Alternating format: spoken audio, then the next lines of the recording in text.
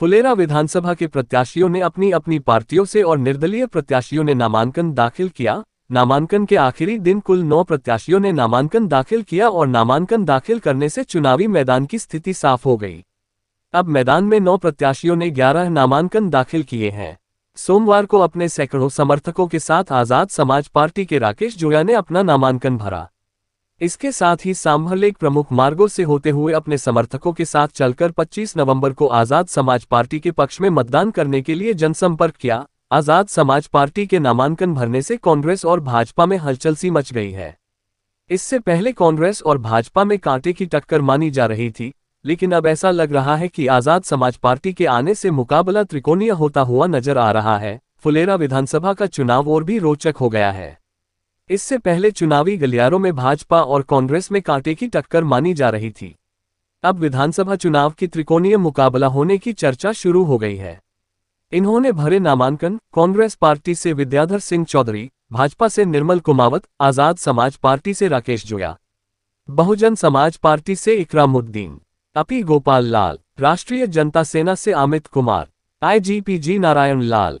इसके साथ ही 2 निर्दलीय प्रत्याशी सांवरमल और पोकरमल बामणिया ने भी नामांकन भरकर ताल ठोक दी है। अब देखना यह है कि भाजपा और कांग्रेस का समीकरण बिगाड़ने में अन्य पार्टियां कामयाब हो पाती हैं या नहीं, या फिर भाजपा के उम्मीदवार निर्मल कुमावत चौथी बार जीत का परचम लहरा पाएंगे। कांग्रेस प्रत्याशी विद्याधर सिंह चौधरी भाजपा की जीत का सिलसिले को रोक पाएंगे। दलित समाज के वोट बैंक को कितना अपनी ओर खींचने में कामयाब होते हैं। क्या दलित समाज के लोग बीजेपी और कांग्रेस को ही पार्टियां मानते हैं, या फिर इस बार दलित समाज की ओर से बनी हुई आजाद समाज पार्टी की ओर जाते हैं? अब देखने वाली बात यह है कि दलित समाज का वोट बैंक किसकी ओर करवट लेता है और किसको समर्थन करता है। दलित समाज का वोट बैंक जिस भी पार्टी को समर्थन करेगा उस पार्टी का पलड़ा रहेगा भारी। ये सब बातें भविष्य के गर्भ में छुपी हुई है।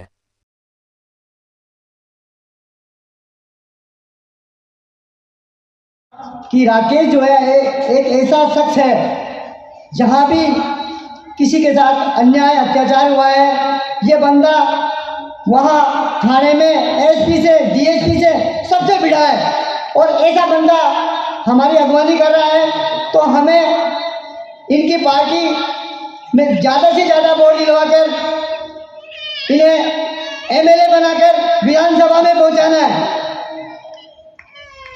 हमने 70 साल देख लिए, 75 साल देख लिए, कांग्रेस देख ली, BJP देख ली। सबसे बड़ा दुख हमें यह होता है कि हमारी SC ST के लोग आगे क्यों नहीं बढ़ते हैं, उन्हें आगे क्यों नहीं बढ़ने दिया जाता है?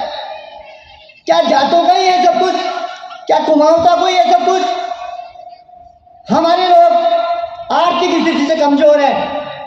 ये लोग, इनके पास बहुत पैसा है, लेकिन पैसा ही सब कुछ नहीं होता है। हमें उम्मीदवार देख के वोट देना है। आज पब्लिक कम है, मुझे तकलीफ हो रही है इस बात की, लेकिन कुछ बातें ऐसी हो गई थी कि वहाँ SDM ऑफिस में भी फार्म कोई रद्द हो गया था, या पता नहीं कोई त्रुटि हो गई थी, डिले कर दिया गया था, तो आधी पब्लिक चली भी गई, चले भी जाते हैं लोग। लेकिन मैं ये कहता हूँ कि जितने लोग यहाँ आए, एक एक आदमी 100 आदमियों को अपना बनाए और ज़्यादा से ज़्यादा वोट राकेश जोया को दिलवाकर इन्हें विधानसभा में पहुँचाएं, क्योंकि हमें वो बंदा चाहिए जो बंदा हमारी पीड़ा होने पर, हमें तकलीफ होने पर, हमारे साथ अत्याचार होने पर थाने के सामने जाकर बिछा दे, दरी बिछा दे। 7-7 दिन 10-10 दिन ये बंदा वहाँ जा पड़ता है, कूद पड़ता है, जहाँ कार्रवाई नहीं होती वहाँ कार्रवाई करवाता है। तो हमें तो ऐसा ही बंदा चाहिए। तो मैं आप लोगों से हाथ जोड़ के विनती करता हूँ, ज़्यादा से ज़्यादा वोट दिलाएं और अफवाहों में नहीं आए कि वो जीतेगा वो जीतेगा। हमें पहला चुनाव हार के लिए लड़ना पड़ता है, दूसरा हराने के लिए, लेकिन हमें पहला चुनाव जीतने के लिए लड़ना है। जय भीम, जय भारत।